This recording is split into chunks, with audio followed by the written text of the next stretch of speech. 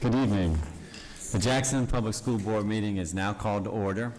Board members, we have all 6 members present here in the boardroom. It is great to see all of you. So therefore, we have a quorum. We have all had an opportunity to review the agenda. Is there a motion to adopt the agenda as presented? So moved. Second. Mr. Figurs has moved. Mrs. Thompson has seconded. All in favor? Aye. The motion carries. Next, we have all had an opportunity to review the minutes. Is there a motion to approve the June 4, 2024 regular board meeting minutes? So moved. Second. Mrs. Thompson has moved. Ms. Hilliard has seconded. All in favor? Aye. The motion carries. Dr. Green. Thank you, Dr. Sivak. We'll begin with our highlights from the instructional television team.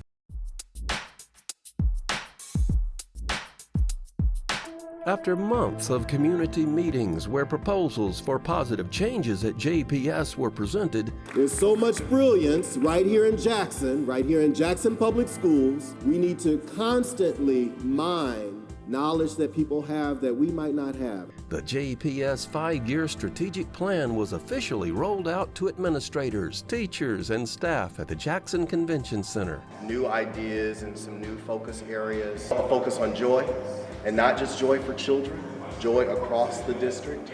Some new initiatives that will help us to deliver on some of the big challenges, opportunities, and some of the big areas of focus. The 5-year strategic plan marks a new era of growth and success for JPS. Obviously focus on teaching and learning, that's our core work, but also on individuals, helping us to be just stronger team members. Community organizations and churches and civic groups and individuals who understand the value of investing in Jackson. JPS Partners in Education hosted its annual Highlights Awards celebration. Schools gain access to a wealth of knowledge, skills, and support from the community. Businesses, faith-based organizations, and individuals who contribute to the educational experiences of JPS scholars were recognized. And so whether it's a business providing resources, a nonprofit offering membership, or a volunteer dedicating time, every contribution is a vital part of our growth.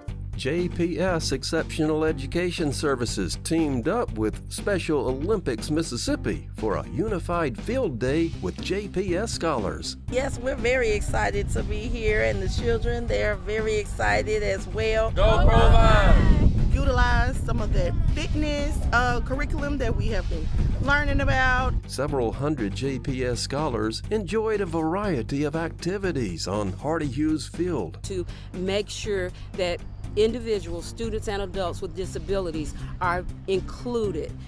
Enroll now in the 2024-25 school year. Early registration supports smooth school operations and ensures ample resources for JPS scholars. All students, new and returning, must enroll through the Power School Enrollment Portal. The Power School Enrollment Portal is easy, accessible 24/7, allows parents to enroll multiple children, and offers language options. SNAP code required for returning students. The Office of Enrollment Services will hold a Saturday registration day for new and returning students from 10 a.m. till 2 p.m. Saturday, June 22nd at Bates Elementary School, located at 3180 McDowell Road Extension. Visit our website at jackson.k12.ms.us. Follow us on Facebook, on Instagram, on Twitter, Comcast, channels 18 and 19, and YouTube at youtube.com/JPSITV. Thank you, as always, to the team for those updates. We appreciate your work on that. Board members, I have just a few remarks that I'd like to share this evening. First, board members, we have several team members who are retiring from Jackson Public Schools this year. And while it's always hard to say goodbye to those team members, and after so many years, they really truly do become family, it is an honor to be able to celebrate them, and there are 107 retirees. Colleagues who have served our district and our scholars and families and communities, and many of them for several decades. And I know the print is a little small there, but we have all of the team members flashed here on the screen, and we'll also have them on our website. And we just want to say to all of our retirees, we want to thank them for their commitment to Jackson Public Schools, commitment to excellence in service, and for a tenure of service throughout several years. And we wish them many years of good health and enjoyment in their retirement, and they've certainly earned it.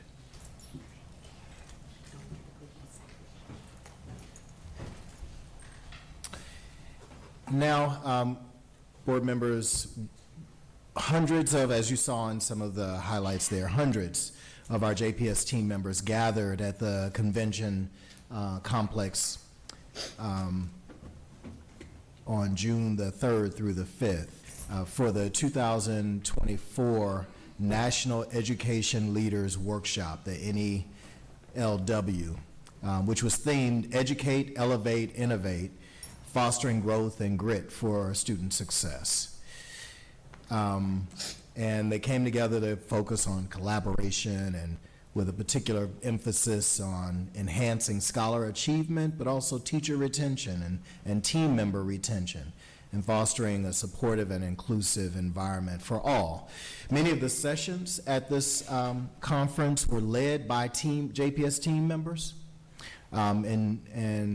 They designed those sessions in recognition of the exhilarating experience, learning experience that we want for all, and being thought-provoking in the discussions that we held around education and the service of our children, and also thinking about what we need as educators to sustain over time. And one of the popular sessions was on basically as adults thinking about our financial literacy and supporting us and being more thoughtful about our investments and savings and those sorts of things. So at some point we can retire and enjoy our retirement.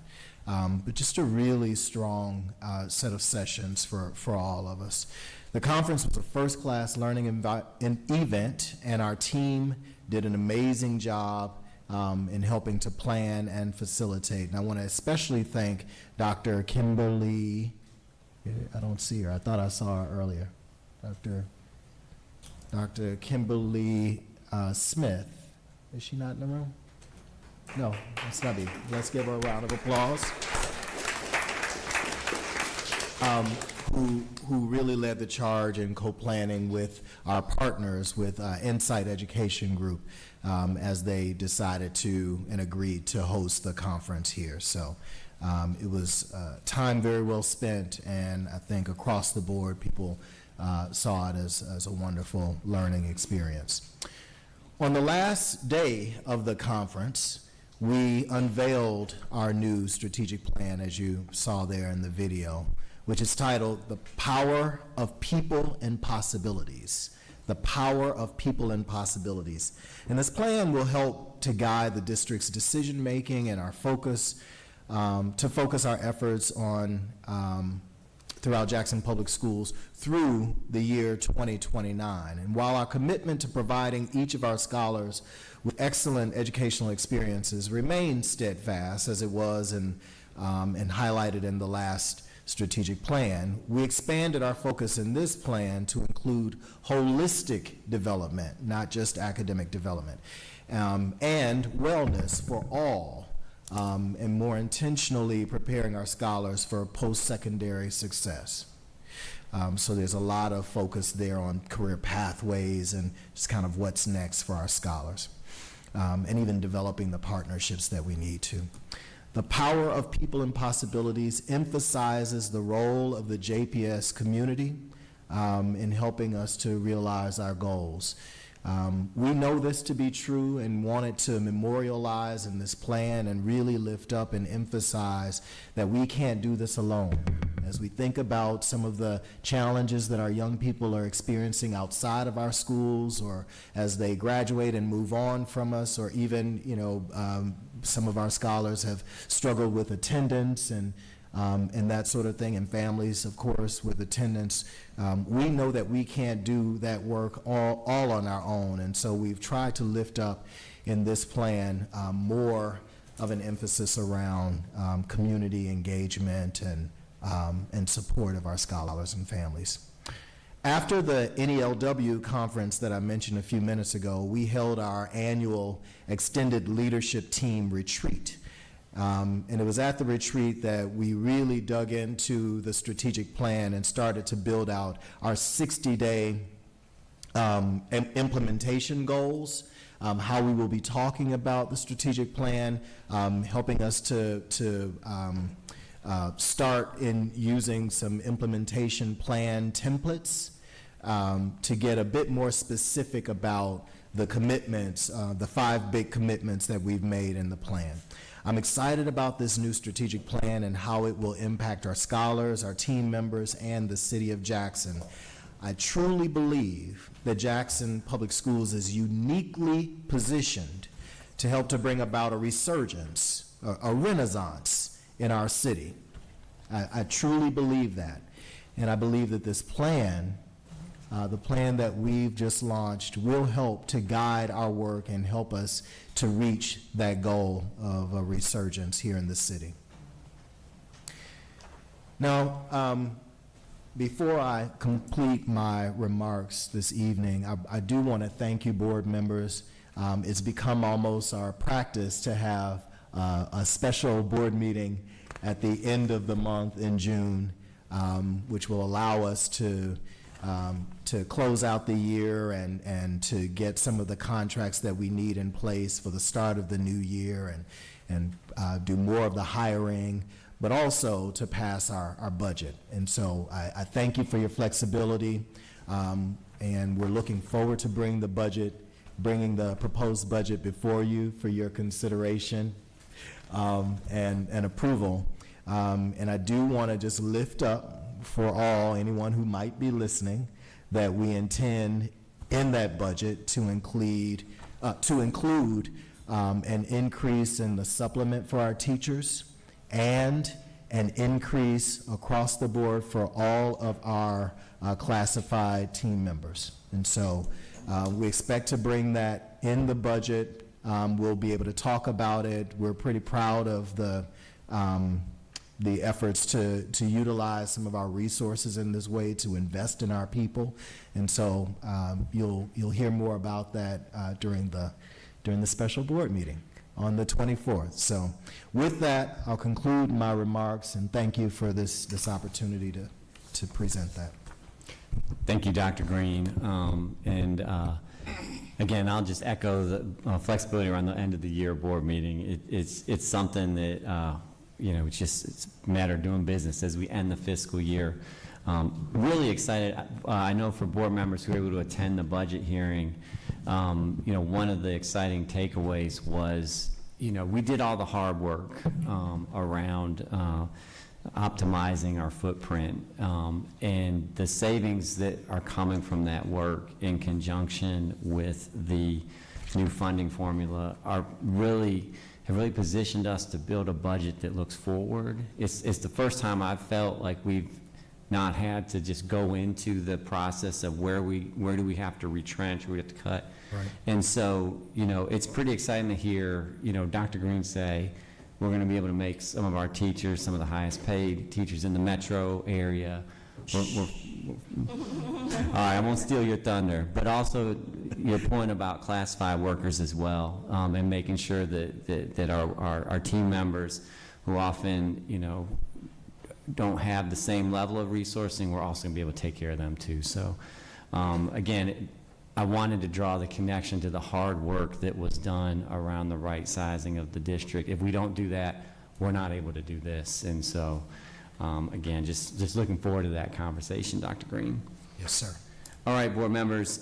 Next, we will move on to our public comment. We do have comments this evening. So I just would like to remind community members who would like to make comments that they should email their request to Ms. Rosalind Williams, our board secretary, at roswilliams@jackson.k12.ms.us no later than 4 p.m. the day of the meeting, or appear in person in the boardroom no later than 5:15 p.m. on the day of the meeting. For our community members who will be speaking this evening, I want to set some expectations. All community members will have 3 minutes to share comments. Attorney Turner will keep up with the minutes. The board believes the public comments are very important. We will listen, we will consider them, but we will not respond at this time. If you have not taken an issue to the leadership at a particular school or to district administration, we encourage you to do so. And of course, all of the board members can be reached at our email addresses on the JPS website. So with that, Attorney Turner, I'll ask you to invite our first member of the community to come forward to share their public comment. Board members, the first person who signed up to address you this evening is Jacoby Morrow, who would like to address you regarding increase in pay for classified staff personnel. Good evening, everyone. Good evening.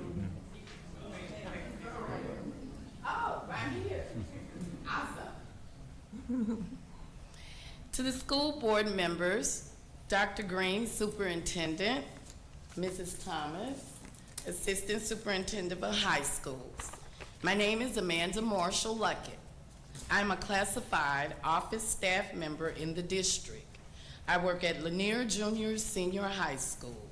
I am here on behalf of all classified office staff personnel. As you know, the cost of living increases at a constant rate. To keep up with the demands, most jobs offer their employees a cost of living increase, bonuses, or simple pay raises over time. While we appreciate the pay raise that was given recently, it is still well below the per hour cost compared to most of the surrounding businesses and districts. We do understand that budgets are tight, but we would like the district to consider a pay raise for all office staff for the 24-25 school year.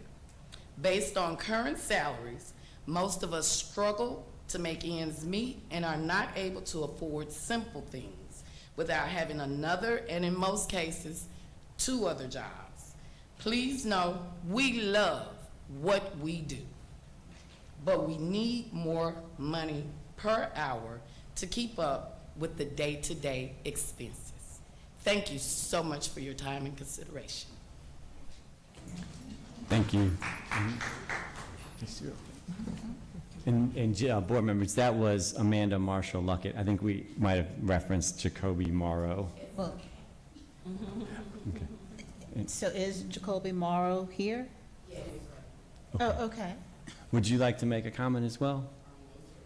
Okay. Okay. Thank you. The last person who signed up is an executive session matter, so we'll be hearing from that person later. Great. Thank you, Attorney Turner.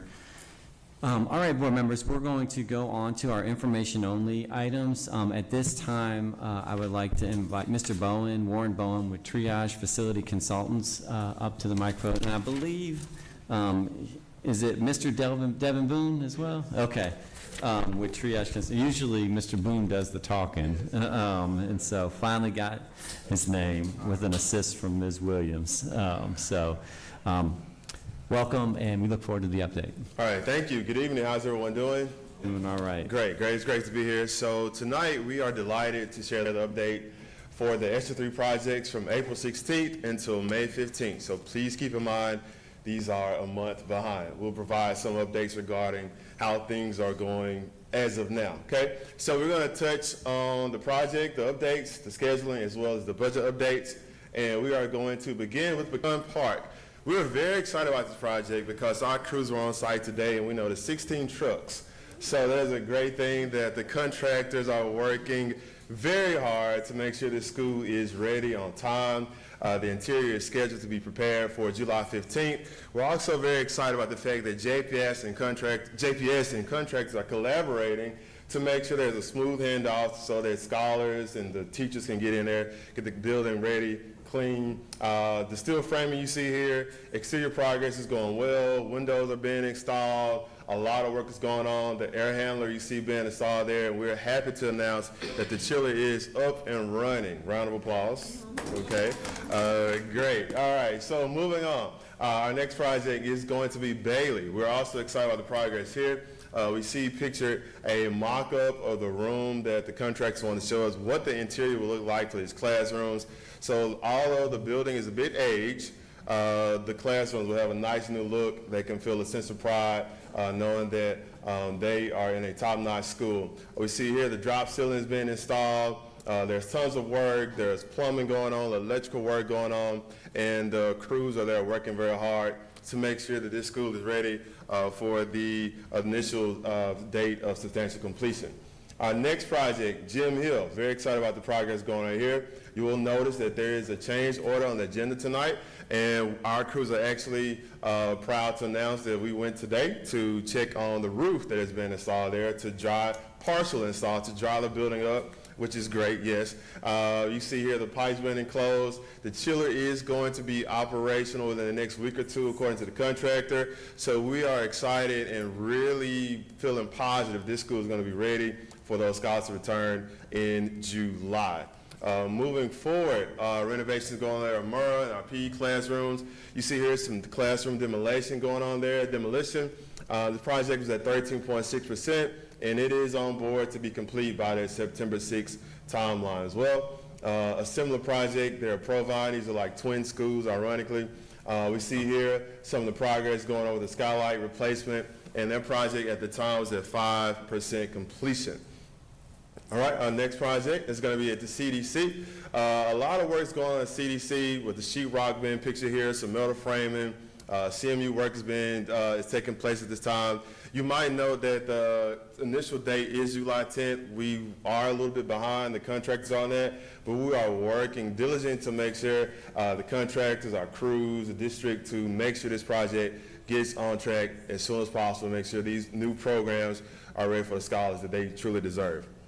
All right, moving forward, the project here at Capital City, this one's going really, really well. Currently at 6.9%. At the time, you see here some demolition in the boys' restroom. As soon as they demolished it, the repair was taking place. Contractors are rolling this project. As of now, this project is moving on quite a bit further than the 6.9%. It is on track to be complete by that time listed there. Package A, excited about this one. It is ahead of schedule. More applause. All right, so you see here, Ford Seal, the HVAC units were delivered and they were replaced. We have an initial time there for September 13th. It is well ahead of schedule, and we're getting ready to do some final check-throughs and the punch list for these items at these particular schools. Package B, excited about what's going on here in North Jackson. You see the rooftop units being cleaned and assessed for maintenance, and we're happy to report that 18 units in North Jackson have been replaced. At the time, this was 19.3% complete, and we are currently on track, waiting on some of the HVAC equipment, but on track to be done by November 28th. Moving on, we have Package E. This is Casey, Galloway, Span, and Whitten. We see here more HVAC work. This being pictured here is going to be at Casey Elementary. We're 16.2% complete. Again, you see that completion date in October. Still waiting on more of that HVAC equipment, but as soon as it gets in, the crews will be ready to get these jobs knocked out as soon as possible. Package F, over in Northwest, we see progress going on in the girls' restroom. At the time, this is at 8%. This project is going to be on track as well. And last but not least, we have work going on in Isabel Elementary. You see the 2% there. That's for the mobilization for the contractors. You also see that January 3rd date, architects get a little bit extra cushion, but we're going to make sure this gets done as quick as possible to expedite the project to make sure that we don't have any work going on in 2025. So as we get ready for more applause, here are substantially completed projects: Wells APAC, Boyd Elementary, Whitten Middle School, and John Hopkins. To finish up this list, we have work at Boyd and Green Elementary with window replacements. We have additional window replacements going on at Boyd. The work was so nice, we had to do it twice. And we have McLeod Elementary, Power ESSER renovations. And we have these contracts are under legal review, but Powell, the phase 2 that is underway. Same thing goes for Career Development Center, the restroom upgrades, and projects, whether in the bid process, Timberlawn, we actually have that contract ready to go, and as well as the ELC Outdoor Learning Pavilion. That was in the bid process. And that is all we have for you tonight, ladies and gentlemen. Thank you for your time. We will entertain any questions if there are any. Thank you, Mr. Boone. Board members?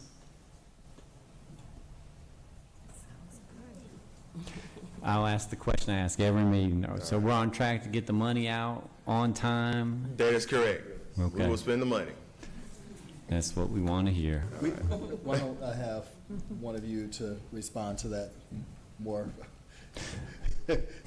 We specifically want to make sure we're not, More fully. there'll be no ESSER money going back, 1, 2, or 3 to Washington, D.C. or any other state. Great evening to each of you as well. And I accept this great coaching from my Chief Operations Officer in terms of how we talk about the budget and the expending of funds. So as relates to will we spend all of the money, technically we never spend all the money. It's always 10 cents or something left in a budget item. And so we have all money budgeted. However, with some of these projects and some of the things, whether it's on the operational side or the instructional side, sometimes things come under budget or over budget. Sometimes we may have to forego a project or an activity based on the availability of funds. So we have done well, and I think we've spent, and we're working on the numbers, and so this will come probably in August. So for an example, we spent 98 and 99% of the first ESSER funding. ESSER 2 is still in the air based on the extension that we are waiting on. But we do spend a majority, almost 100% of the funds, but we never expend all, so to speak. So does that help? No. I mean, yes, it does help, but I want to go a little farther. Okay. Do we have a plan to spend all the money? Yes, it's a plan to spend all of the money, and it's budgeted, yes. So based on some of these projects, we just heard, oh, we're working to get the projects done by January, Some of these projects we've had to move around with ESSER spending because we're not going to finish it in time to expend by the deadline with the feds, correct? Right, with some we've made those adjustments. Right, and so we've made some adjustments to other places. This is I don't want to call it a shell game, but this is the constant movement with the dollars that I wanted Dr. Merritt to speak to, because although we have a plan to expend all the dollars, we get into it, and then something happens with a project, or again, the pricing is different from what was originally planned, and now there's a chunk of money left over. Okay, we have other projects, but we have to get them in the approved plan with Mississippi Department of Education in order to spend them in that way.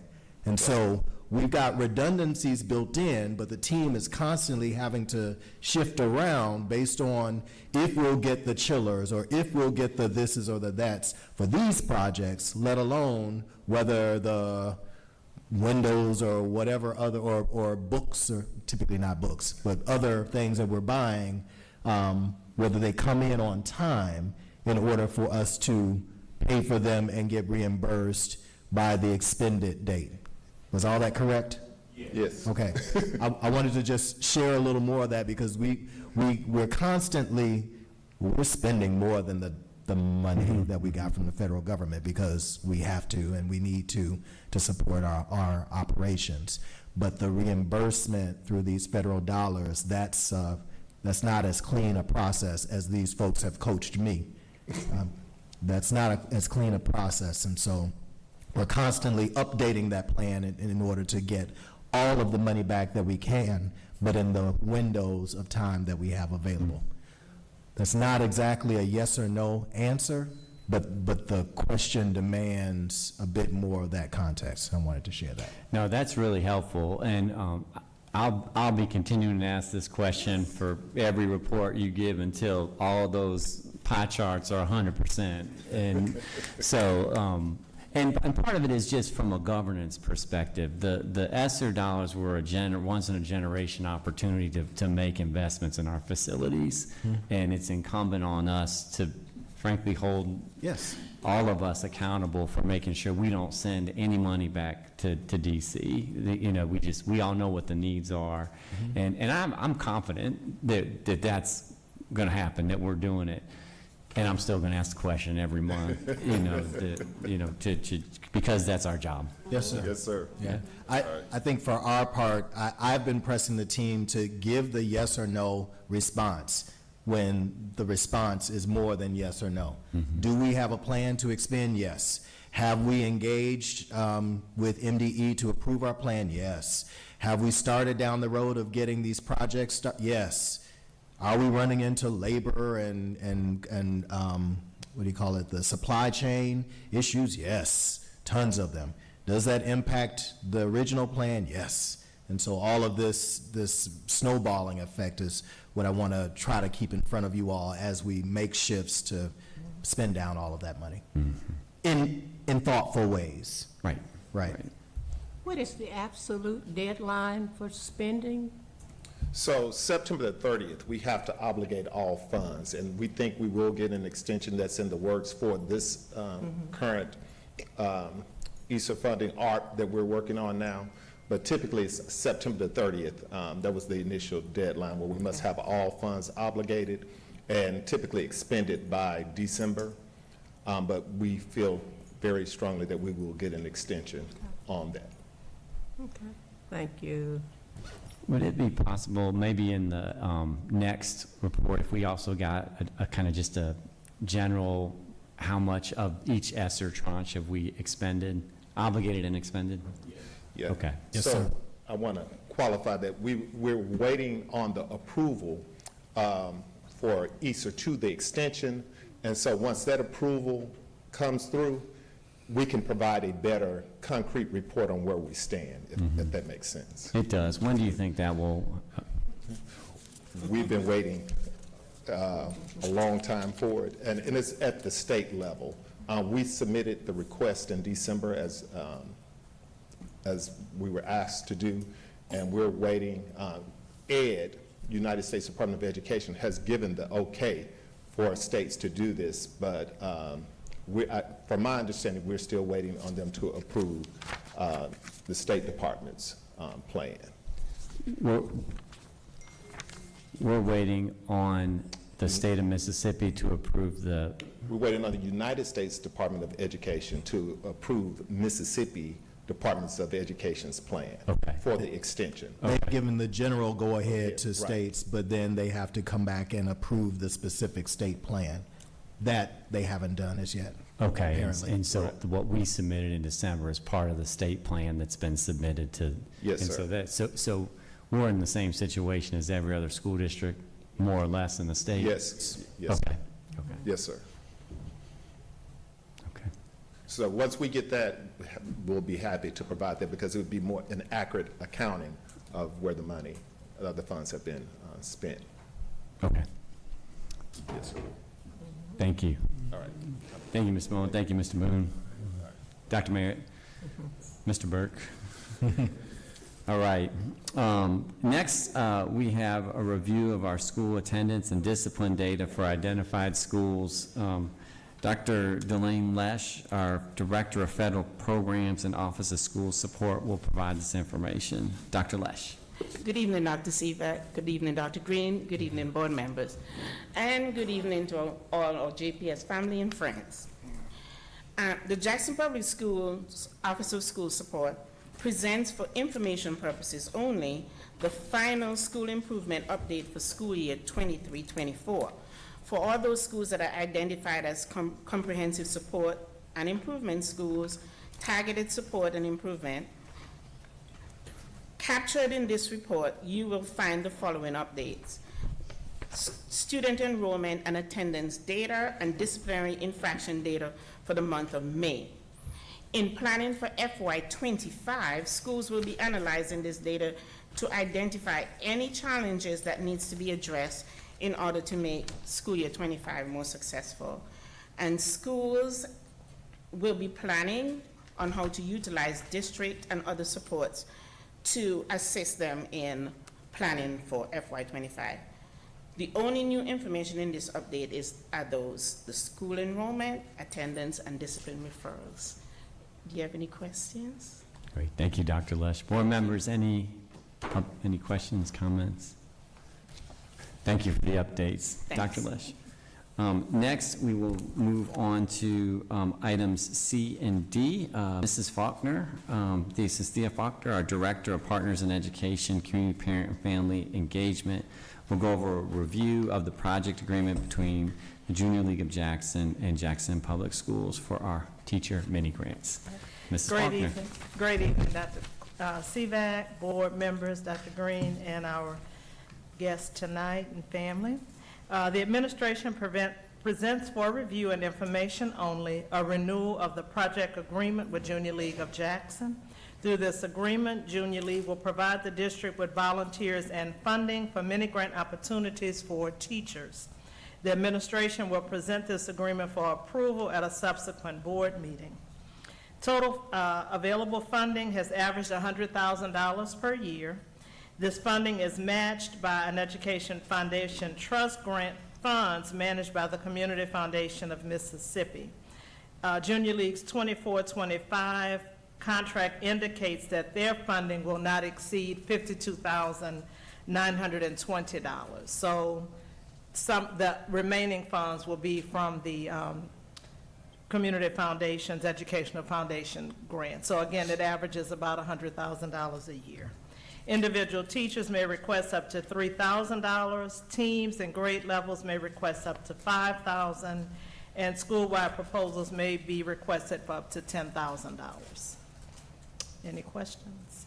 Thank you, Mrs. Faulkner. Board members, any questions, comments? Mrs. Faulkner, just a clarification. I think I've tracked this. So the Junior League of Jackson provides up to $52,900, and then there's a match that's provided. Is it a match, or there's basically we get roughly $100,000? Is that? Every year it averages about 100. So there is funding that is held by the Community Foundation, a trust, the Education Foundation Trust. The interest earned on the monies that they hold are determined every year based on interest rates and so forth. And they have a conversation with Junior League. Junior League says we won't exceed this much every year, and so those combined amounts average about $100,000 a year. I think our highest of recent was maybe $104,000, and I think the lowest was maybe $97,500. Okay. Yes. Great. Sounds good. Thank you for your continued leadership in this space. Yes, sir. Thank you. All right. Well, we can move on. I believe there's also the review of the project agreement between the Junior League of Jackson and JPS for the I Read More with My Buddy. Yes. So the administration presents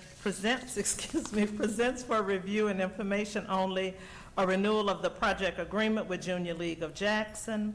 Through this agreement, JLJ will provide the district with volunteers and books to support a literacy program entitled I Read More with My Buddy at McWillie Elementary School.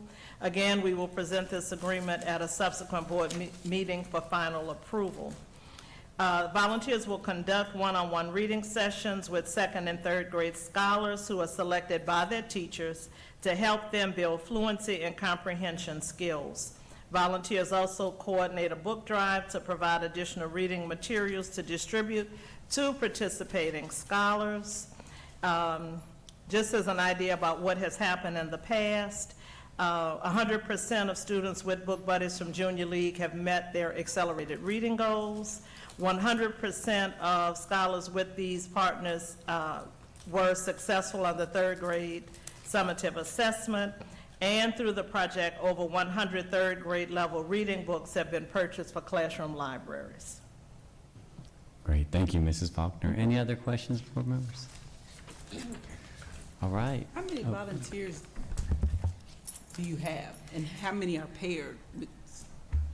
Excuse me, I'm sorry. How many volunteers are reading with buddies? It varies from year to year. So every year, Junior League starts a new year. New leadership with their volunteers, new leaders are coming in, new volunteers are coming in. So they have a conversation with Dr. Harper regarding how many volunteers are needed, and they try to respond to the request. I believe it averages about 30 a year. But it's a conversation where they try to meet the need that she's requesting. That's cool.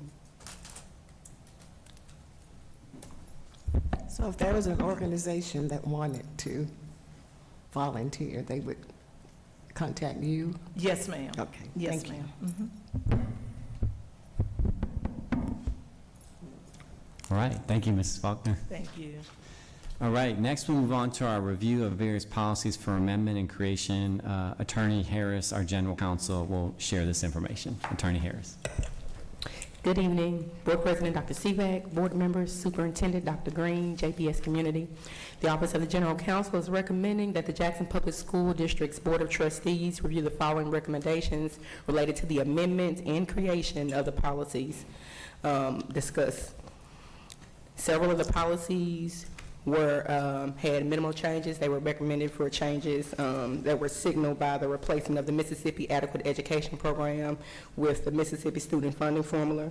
Those policies that had those minimal changes were DBG, Periodic Budget Reconciliation, DF, Depository of Funds, DHD, Audits, DII, Expenditure of Funds and Payment of Claims, GAAAA, Reimbursement of Training and Educational Expenses and Payment of Salary Incentives, IGBAB, Dual Enrollment, Dual Credit, JCF, Scholar Records, and JKAD, Scholar Safety. A few of the policies had more substantive changes. Those policies were IDK, Driver Training, and this policy was updated to reflect updated requirements for the Student Driver and Training Program, that students must receive both classroom and behind the wheel instruction, and they are no longer required to possess a learner's permit or a driver's license while participating in the program in accordance with the statute.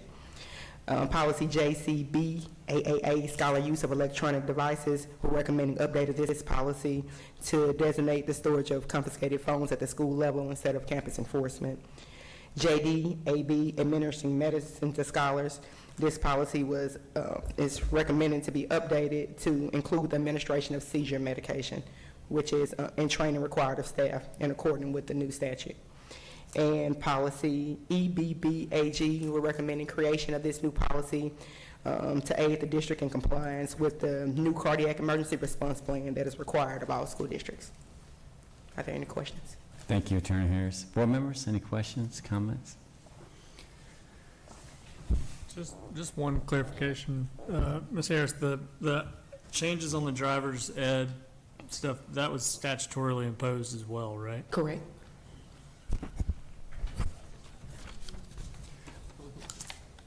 Since we brought up the driver's ed, I believe we had a student board member share information with us several weeks ago, maybe months now. Did we consider, or were there any elements of that that were incorporated into the policy? No, we just updated the policy to include, go ahead, Dr. Green, I'm sorry. Yeah, so as I recall, the encouragement was for us to offer driver's ed, and we do in fact provide driver's ed coursework. And so this, while these changes are more about an update to align with new state statute, the big push, as I recall, from the students, the scholars recommendation was that we offer driver's ed, and we do in fact offer driver's ed. Great, thank you. Thank you. Okay, thank you, Attorney Harris. Okay, I got next. Okay, great. The next one, we will move on to our information action items. Attorney Harris will share background on the request to approve the purchase of insurance coverage for Jackson Public Schools. Yes, so the Office of the General Counsel, the Department of Risk Management, is recommending that the Jackson Public School District's Board of Trustees permit the Evans Agency to purchase insurance coverage with various insurance companies for the district's many risk exposures, and this insurance coverage would be for the 24-25 fiscal year. Great, thank you, Attorney Harris. Board members, any questions? Attorney Harris, I do have some questions just on, this is obviously a big expenditure each year, and so, or when it comes up. And so, could you just describe the process for selecting the vendor to provide insurance coverage for us? Absolutely. So right now, the district is a part of a program called APIP, that's the Alliant Property Insurance Program. And what it is a conglomerate of several insurance companies that have come together to provide insurance to entities like school districts that helps them to spread the risk exposure across multiple insurance companies instead of being with one person. So 2 years ago, we did seek this option, and we have been in the APIP program for that time. The program is the largest public property program in the country, and again, it allows us to spread our risk across, with other public entities. We have, and that's for our property insurance. For our liability insurance, it is with Ambridge, and it is also one of the largest carriers for public entities in the country. We did see a renewal increase, but it was a minimal increase with this policy. It was 2.4%. For our garage keepers policy, we marketed it heavily last year, and so we were able to renew it with the same company, but we're renewing it with the best terms and pricing that was available for it. And the crime policy as well. It's a small policy, but we did see a minimum increase in that crime policy of 1.3%. Great, thank you. I'm just curious in terms of when we put this information out there, do you have a sense of how demand, interest from the program, entities that were considered? Can you ask me that one more time? Could you just share with the board a sense of the demand to provide these services to the district? Like how many entities were interested? So, as a historical background, we entered this property coming out of an insurance carrier that we had for several years who dropped us. And so there wasn't a lot of interest in covering the district at that time. But this company did pick us up, and they have been covering us for the past 2 years and are willing to renew us going into another year. We have a lot of properties on our schedule, and so obviously we're working to optimize the district and reduce the property that's on our schedules and our risk so that we can be more attractive to insurance companies. Okay. But people aren't beating down the door to insure us. Understood. Yes, sir. And can you just describe the process for how we advertise the opportunity to provide insurance services to the district? The opportunity to provide insurance services to the district. So we have a consultant that goes out and goes to the market for us on our insurances. And so there was no advertising for a new consultant this year because we are in the middle of a contract with our current consultants. Okay. And so it sounds like if there are entities that reach out to us, we can give them to you or Dr. Green to share with the consultant to include in this process? Sure. Absolutely. Okay, great. And this is this a 1 year is this a 1 year agreement that we? Our insurances are, yes, sir. They're good for 1 year. So we come back for renewal every year. They go July 1 to June 30. Okay. They track with our fiscal year. Great, thank you. Thank you for all your work on this. It was a big chunk of the board packet this go round. Any other questions, board members? All right, this is an action item, board members, so hearing no more questions, is there a motion to approve? Motion. Second. Mr. McGuffey has moved, Dr. Harrison has seconded. All in favor? Aye. Aye. The motion carries. Next, we have the request to approve the renewal agreement between Willowwood Development Center and the Jackson Public School District. Dr. Bingham Gibbs, our Executive Director for Exceptional Education Services, will share this information. Good evening. Good evening. The Office of Exceptional Education Services is presenting for information action the renewal collaborative agreement between Jackson Public School District and the Willowwood Developmental Center in order to facilitate a cooperative working agreement to assist scholars with disabilities a fluent transition from JPS classrooms at graduation into WDC, which is Willowwood Developmental Center's adult program located in Jackson. So on June 13th, I did conduct a site visit of the adult program in Jackson. The site is a medium-sized manufacturing facility. It specializes in the assembly of a wide array of products for local companies in Jackson. It's an assembly line. So at the start of the assembly line, scholars prepare and sort components needed for the assembly. The stations are equipped with bins, shelves, and tables for organizing the parts. and the workers use hand tools to assemble these items.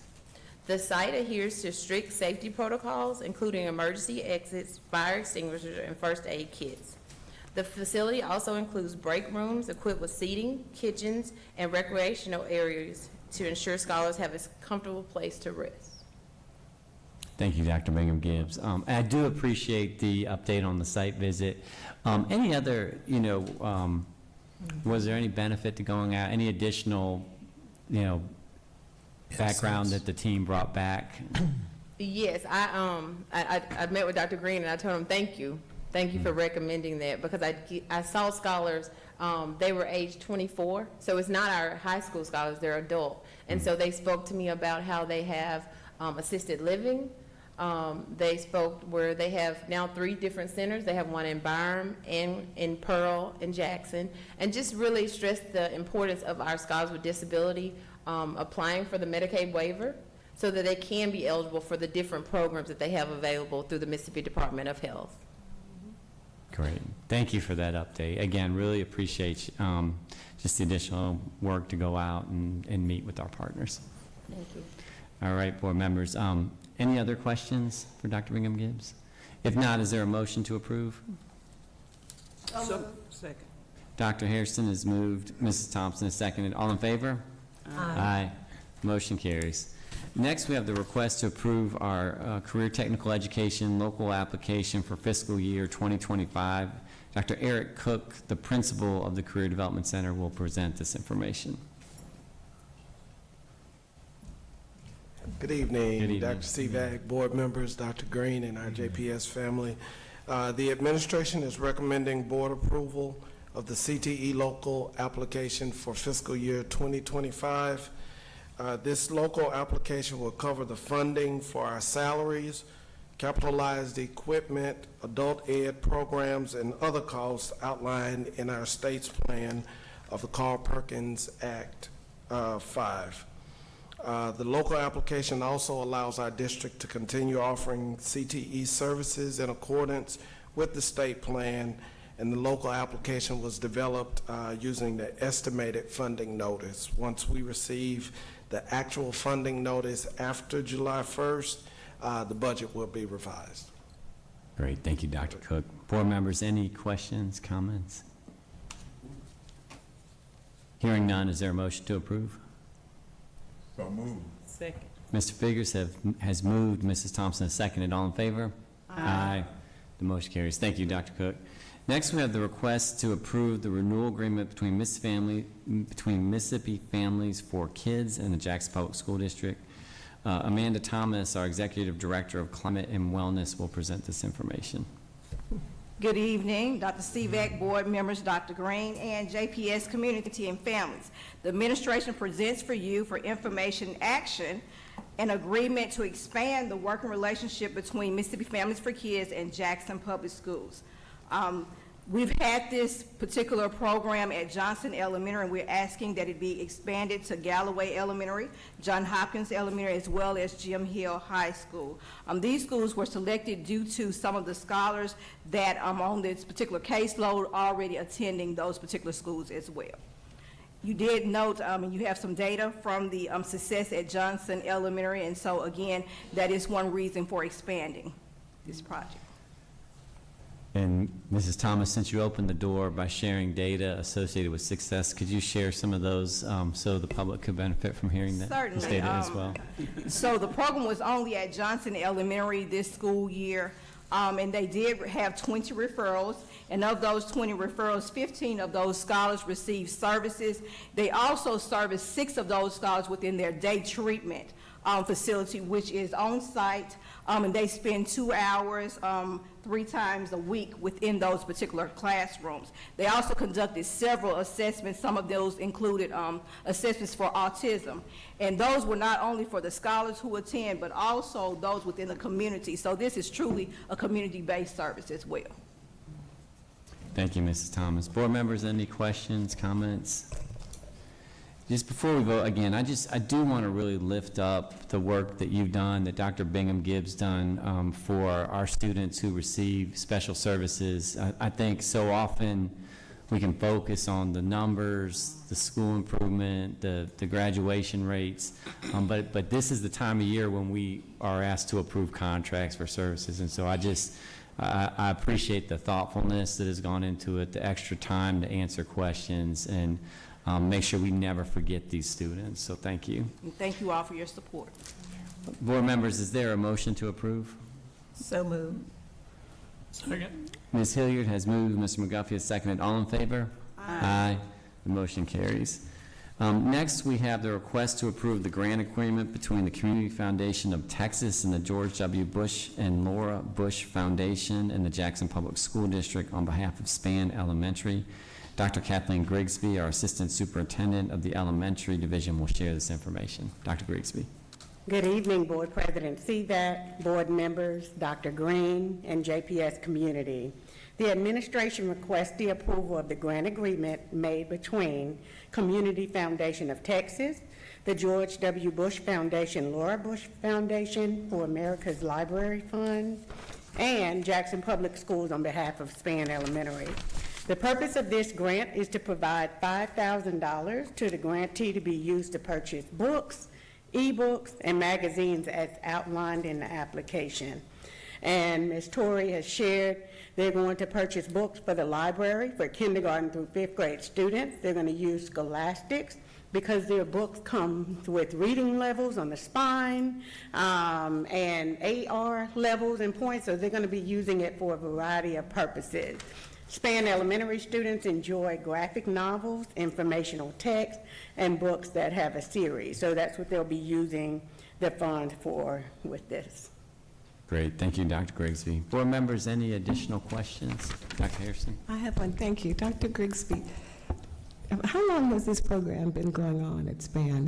It has a few years on it, correct? Is that correct? Or am I misremembering? Look, I'm not sure. I know that there was a program in the district at one point in time, but this will be the first time, if I'm not mistaken, that Span received this grant. But I'm recalling that there may have been another school who received something similar, but I'm not sure. It might be my memory, but thank you anyway. It's good work. Thank you. Thank you. Any other questions, board members? Dr. Grigsby, it's my understanding that effectively these are supplemental funds and they are in no way influencing the way we purchase books. It's just additionally resources, and again, we're able to make the call and distinctions. Scholastic, graphic novels, this is how we would go about our normal course of business. Is that correct? Correct. They're just choosing to utilize Scholastic because they're also wanting to ensure that students have an opportunity to use them for AR purposes. Accelerated reader. Accelerated reader, yes, purposes, yeah. Great, thank you. Okay. Board members, is there a motion to approve? So moved. Second. Dr. Hairston has moved, Mrs. Thompson has seconded. All in favor? Aye. The motion carries. Next, we have the request to approve the agreement between the Save the Music grant and the Jackson Public School District. Dr. Grigsby will present this information as well. The administration recommends that the renewal of the grant agreement between Save the Music Foundation Incorporated and Jackson Public Schools be approved. Board members, this is not a new grant. In fact, we're adding 2 new elementary schools. So we have a current of 17 schools who have it, which will increase 19 elementary schools, about 23 having the Save the Music grant. And just as a reminder, the Save the Music Foundation is awarding 2 additional schools a grant to support elementary music programming. This is Casey and Wilkins. The grant package includes $22,000 worth of developmentally appropriate and culturally relevant instruments and resources. This includes digital piano, acoustic guitar, orff instruments, world drums, recorders, handheld percussion, boom whackers, a set of ukuleles, method book, and program support for 10 years. So it sounds like our elementary students are going to have a lot of fun with the instruments, which connects with our JPS Joy initiative. If I can just add a couple of words to that. Because of this partnership with the Save the Music Foundation, and I think this is maybe going into our fourth year, third or fourth year, maybe fourth year. But because of this, this partnership, we as a district have been challenged to invest more in our music programming. And specifically in the way of ensuring that music education is taught in a classroom where the instruments can be secured, as opposed to sometimes we have music taught on the stage in the auditorium and that. And so in a classroom, and ensuring that there is a full-time teacher, music teacher at the school. At one point we had, and perhaps even up to this past year, we had situations where a music teacher was shared between a couple of elementaries. This grant requires that they have a dedicated classroom space and that there's a full-time music teacher. And so by accepting these awards, we've had to kind of level up in our commitment to music education. And given all the hard work that's happening in high schools, we want to make sure that we're building the skills from early on. So just wanted to add that additional context to it. It's a huge commitment that they've been making to us, and I'm very proud of our continued growth in this area. Go ahead. Thank you. This is exciting. Is there any way that we can track our students' progress participating in this program? There is a way just by the school sites. So knowing which students go through the school sites to, track their participation. As far as any other tracking, I'm not really sure, but for sure their participation in the program. Yeah, no, that's key, the participation, but I would love to find in our research and development department some way to compare, contrast, at least see the progress in the students who get to participate in this program. The academic and social behavioral progress. Yeah, to make the connection between the enrichment that they're receiving in music compared to their academic performance. Yes. I'm sure that there's a way that we could do that for the 19 schools that participate. Because if we can tie it to academic progress, we could get so many organizations who love music and would like to support. We could really grow from this and build on it. Two thoughts to that. In our strategic plan, we've committed to building out, you were going there, we've committed to building out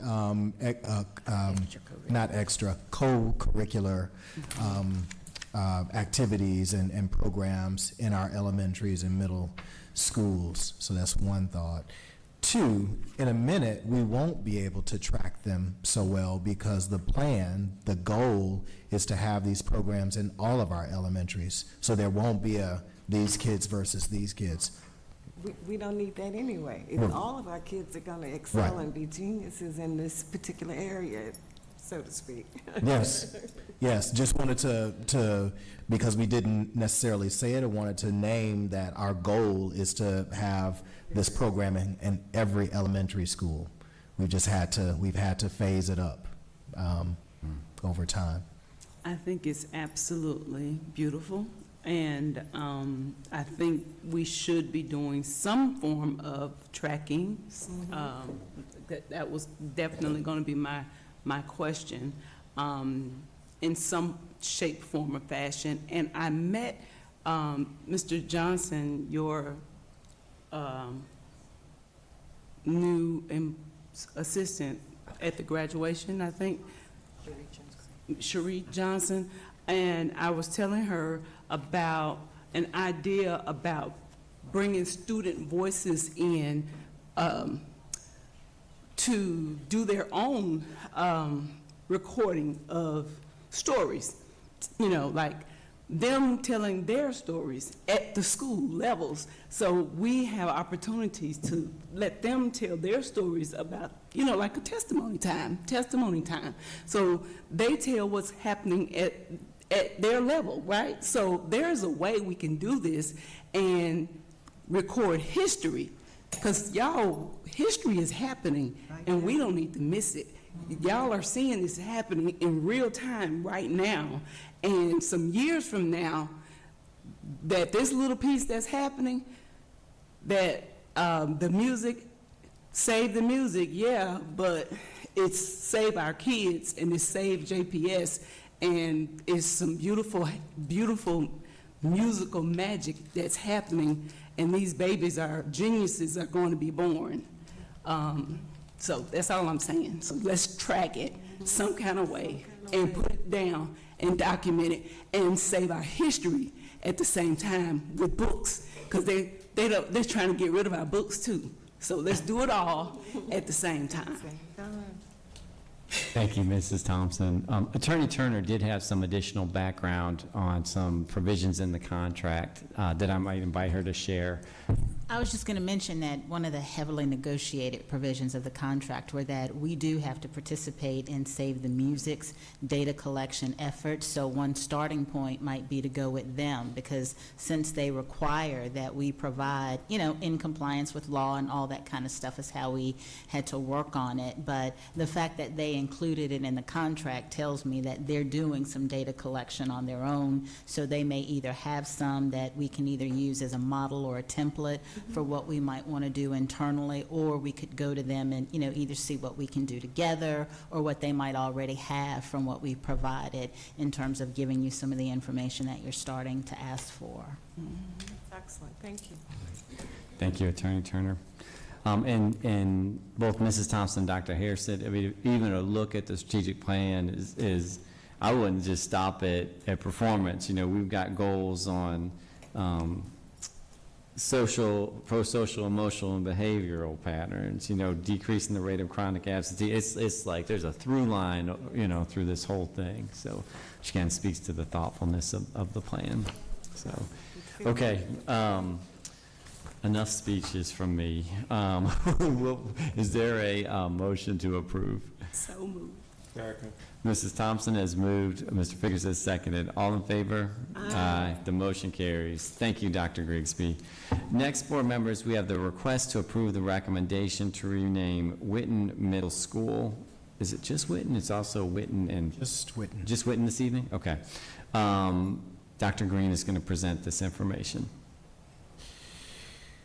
Thank you, Dr. Sivak. Good evening again, board members, and to all of our JPS community. The administration recommends a name change for Whitten Middle School to Shirley Elementary School.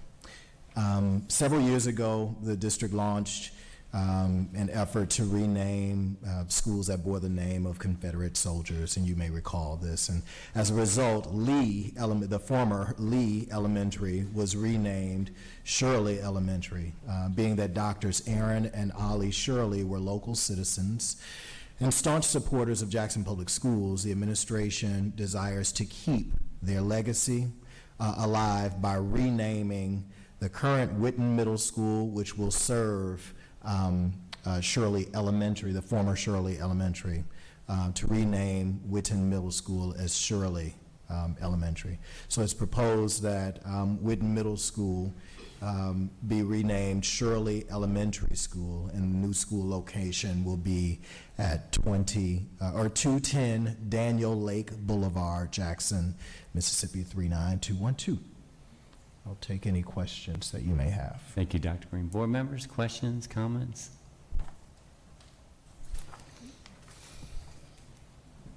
I had the privilege of meeting one of the family members, and so I'm excited to see us extend that.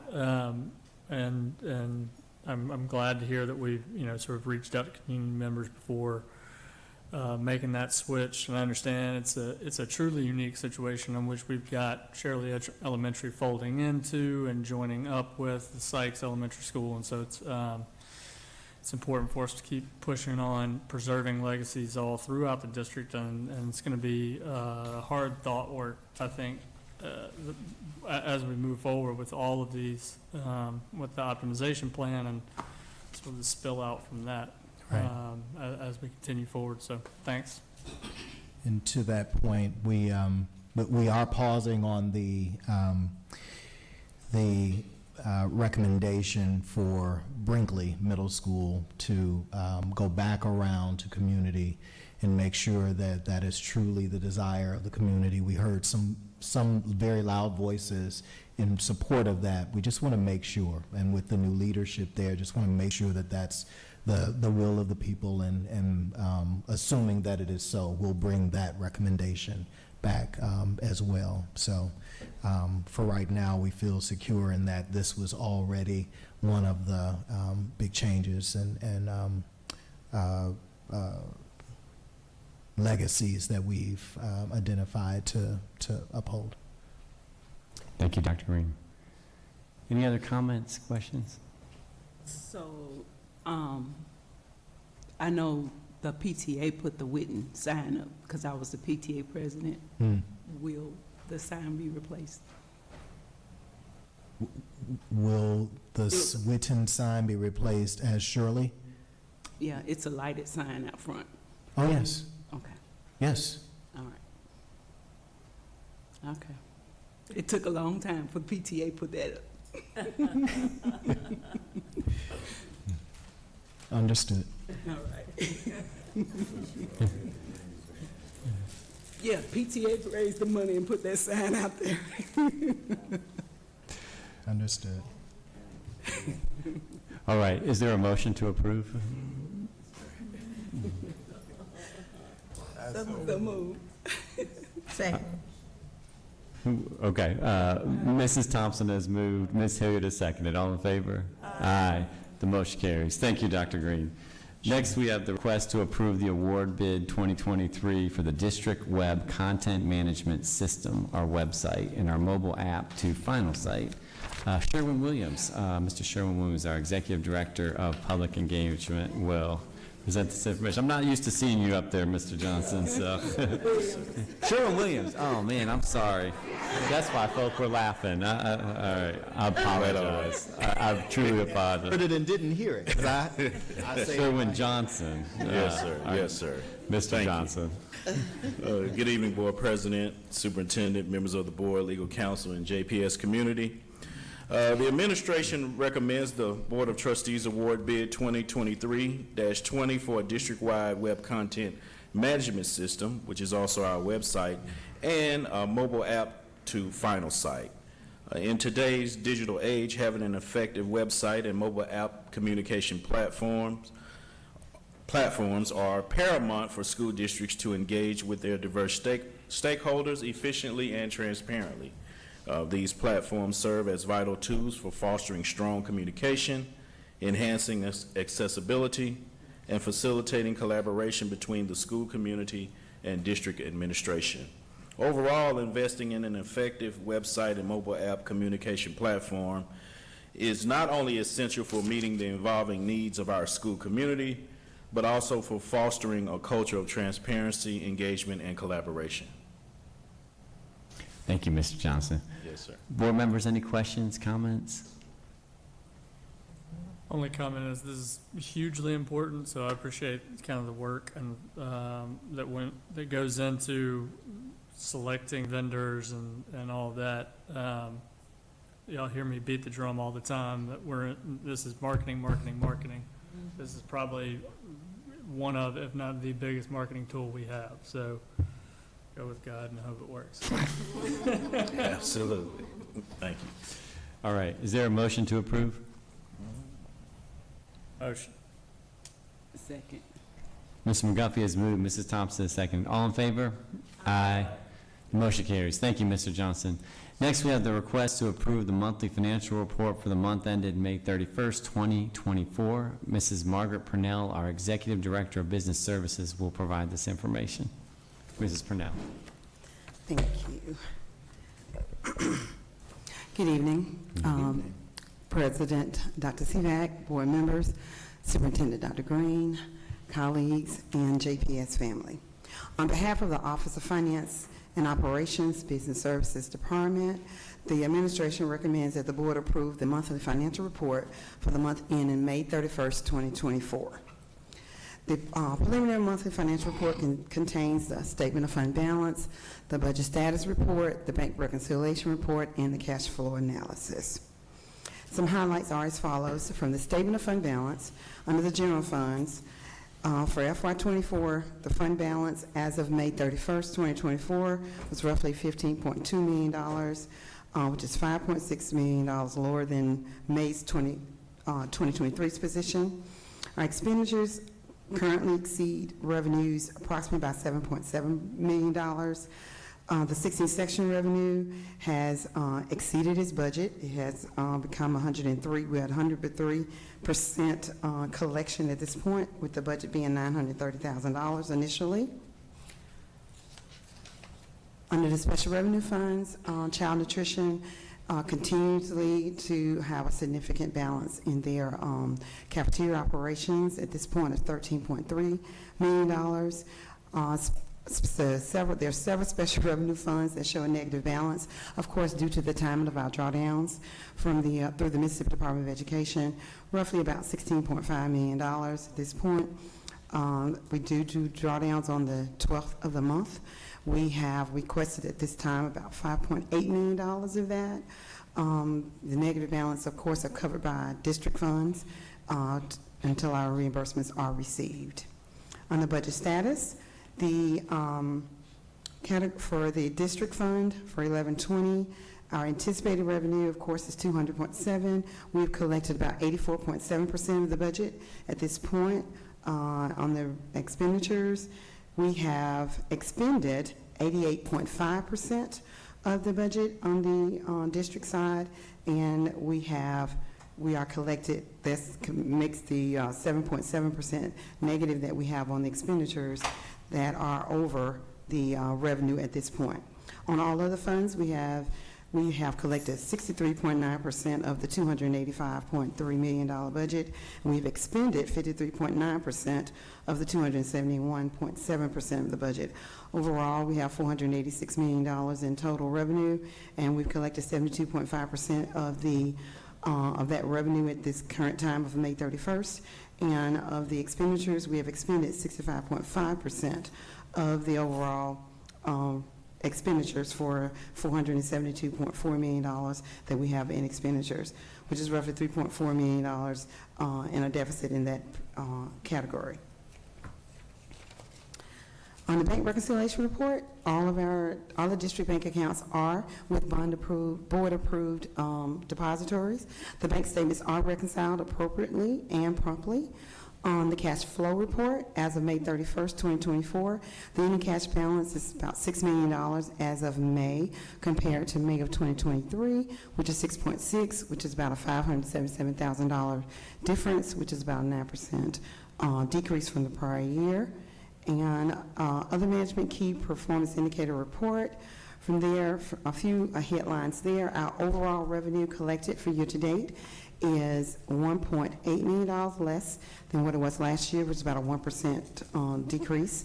Overall expenditures is about $4.4 million, which is 2.5% greater than last year. Ad valorem is about $800,000 less than where we were last year this time. Our actual personnel and benefit cost is about $584,000 greater than last year's cost that we had before. The number highlighted, of course, in the wages are slightly higher than prior year levels, of course, because of our increase that we did for salaries. And as a reminder, board members, just remember that the personnel cost is aligned, and it is well within the budgeted amount for the current year expenditures. Are there any questions? Thank you, Mrs. Purnell. Board members, questions, comments? I just have a question, just because this may be self-evident to others who have been here through a June, which I have not.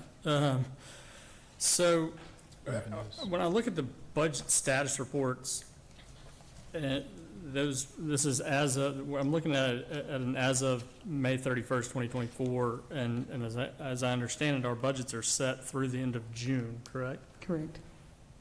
That's an enormous amount of uncollected revenue and unexpended percentages from the budgets, right? I mean, we're looking at 37%, 36%, and 47%. On 36% on the revenue side, 47% on the expenditure side, and the other funds. So I'm looking outside of our 1120s. Okay. What happens in June, I guess is my question. Talk about the summer. Yeah. What happens in June and July? Okay, Yes. well, in June and July, we do have different receivables and different things of that nature that will have to come in that has to be expended out on that. But really on the all other funds that you're talking about there, Yeah. just always be reminded that some of these funds already had funds in it prior to being collected that we had in the previous year, and that some of those expenditures may sometime come in a little bit more than they've had in the past. But with these expenditures on the other funds, normally that they are going to come in with receivables, as Dr. Green is alluding to. We will have receivables set up for some of those funds that have not come in yet. And of course, the drawdowns pieces will also be factored into the revenue that has to come in on those expenditures as well, on those funds that haven't come through. So the revenue has not been recognized. Right, to the revenue is received a month lagging, right? And each month, correct me if I'm wrong, each month payroll is about 16 million? 16, oh, I was way off. So each month, payroll is about 16, so we've got a couple of months of payroll still, and all the additional accounts. So, yeah, so thank you for that question. So this is through May. We still have June and July ad valorem collections that will catch up. And to her point about some of this money is already here. So even in the budget, we're budget on the special revenue side, construction funds, we have those dollars already. They're not really in this budget. They're in fund balance. Gotcha. So that money's already sort of here. So it's sort of baked into this process. But there's still revenues that have to come in. Even if it comes in July, it is actually collected in June, so we book it back into the June year. So that's part of the year-end close cleanup process. Yeah, I appreciate the explanation. When I look at, at a calendar year, knowing there are 2 months. Yes, sir. 2 months left, 85% makes tons of sense, because every month is roughly 8%. But 63% makes less sense to me. Yeah. So that's really what I was looking for, is to try and understand what the revenue collection side looks like and what the expenditure side looks like outside of our 1120s fund. So. Great. Thank you, Mrs. Purnell, Mr. Burke, Dr. Green. Board members, is there a motion to approve the financial report? Motion. Second. Mr. McGuffey has moved, Mr. Figgins has seconded. All in favor? Aye. The motion carries. Next, board members, we have the request to approve a resolution authorizing an educational facilities revolving loan fund emergency repairs and debt reduction loan from the Mississippi Department of Education in the amount of $800,000. Mr. Burke will present this information. Thank you, President Seaback, Board, Superintendent Green, JPS family. First, I want to thank Ms. Purnell for coming and doing that financial report. Y'all, on the months I was out, y'all were having such a good time listening to her, so I'm just going to let her keep on doing that report. So the administration recommends the approval of the resolution authorizing the EFRLF loan from the Mississippi Department of Education to Jackson Public Schools in the amount of $800,000 for repairs, upgrades to elevators in our high schools and/or debt reduction. This education facilities revolving loan program, now codified as Mississippi Code 374724, is administered by the State Department of Education. Available by application is for the purposes of improving educational facilities and debt reduction. One of the questions that we received was that what was the maximum amount we could receive under this program. The maximum amount was $500,000 for debt reduction and $500,000 for facility repairs. We received approximately $800,000 total, and we can choose to apply that amount to either one of those in the amounts that we choose. However, under the new funding formula, MSFF, this program has now been repealed. So we are rushing to get in under the wire to make sure that we can take advantage of these funds. But this is the last year this program will be in place. Has to be done before June 30th? It has to be done tomorrow by 8 o'clock. All right. So stick around and sign those documents. Yes, ma'am. 8 a.m. Yes, ma'am. So if you'll sign those documents, we'd be most appreciative. I did have a heads up that there would be a quick turn on that. Yeah, I had to run those things down there, yeah. You can run right around to the post office. Yes, no, I'm gonna take them and hand deliver. Yes, ma'am. And this is good money. What's the interest rate on this money? 0. 0%. Yes. So 10-year term. Yep. $80,000 a year. So, It's gonna do some good work on our elevators in our buildings. and also pay down some additional higher interest debt. Which Yes. help cash flow. Okay. Board members, is there a motion to approve? Second. Ms. Figurs has moved, Ms. Hilliard has seconded. All in favor? Aye. The motion carries. Thank you, Mr. Burke. Next, we have the request to approve the agreement between the Education Strategies Group and the Jackson Public School District. Mrs. Lakeisha Marshall-Thomas, our Assistant Superintendent of the High School Division, will present this information. Mrs. Marshall-Thomas. Great evening, Board President, Dr. Sivak, Board members, Dr. Green. The administration recommends approving the Memorandum of Understanding between the Education Strategies Group and the Jackson Public School District. Jackson Public Schools is in its final year of its current district-wide strategic plan and has developed a new strategic plan to guide the next 5 years of its work to improve student experiences and outcomes. As part of this new strategy, the district plans to incorporate strategies and goals related to college and career readiness success to an even greater extent.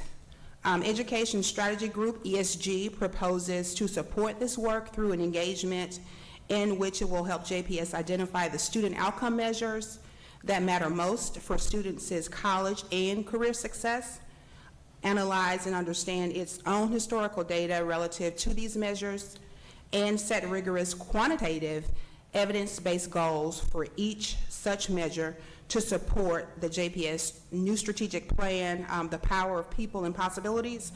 And the scope of this work will help strengthen the implementation of the new Strong Finish commitment and its related key initiatives. Thank you, Mrs. Marshall-Thomas. Board members, any questions or comments? All right, thank you for the work on this. Is there a motion to approve? I so move. Second. Ms. Hilliard has moved, Dr. Harrison has seconded. All in favor? Aye. The motion carries. Board members, next we have our consent agenda items, finance. All the consent agenda items for finance have been reviewed by the board previously. We've had an opportunity to ask the administration questions. Are there any further questions? Hearing none, is there a motion to approve? Motion. Second. Mr. McGuffey has moved, Dr. Harrison has seconded. All in favor? Aye. The motion carries. Next, we have our consent agenda item general. The board has previously reviewed all the consent agenda items, and we've had an opportunity to ask the administration questions. Are there any further questions? Hearing none, is there a motion to approve? I so move. Second. Ms. Hilliard has moved, Mr. McGuffey has seconded. All in favor? Aye. The motion carries. Next, we have our consent agenda item personnel. All the consent agenda items personnel have been reviewed by the board previously. We've had an opportunity to ask the administration questions. Are there any further questions? Hearing none, is there a motion to approve? So move. Second. Ms. Hilliard has moved, Dr. Harrison has seconded. All in favor? Aye. The motion carries. Board members, we do have an executive session this evening. Is there a motion to close the meeting to consider the need to go into executive session? So move. Second. Mr. Figurs has moved. Mrs. Thompson has seconded. All in favor? Aye. The motion carries. Thank you, everyone. Have a great evening, and thank you to all of our leaders.